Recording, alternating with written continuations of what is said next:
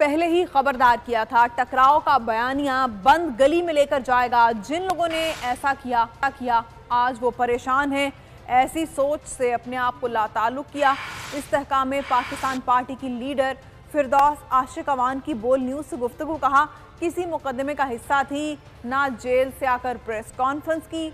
मजीद कहा मुल्क में महंगाई, बेरोजगारी, सियासी और मुआशी अदम इस्तेहकाम है। हर तरफ मायूसी नजर आ रही है। इस्तेहकाम में पाकिस्तान पार्टी माजी को छोड़कर मुस्तकबिल की जानिब देख रही है।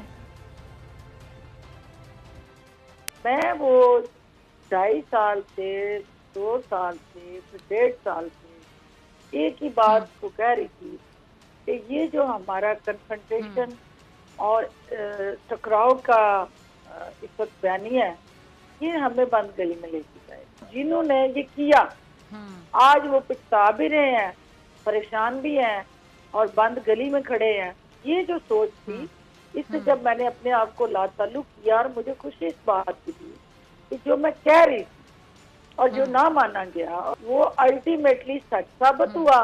अनएम्प्लॉयमेंट के सताए और मुतासिरीन जो है उनको होप कैसे देनी है, उनकी मायूसियों को हमने होप में कैसे कन्वर्ट करना है। हमारी जो इस्तेहकाम में पाकिस्तान पार्टी है, ये सब के माजी को छोड़ के आगे मुस्तकबिल की तरफ देख रही है।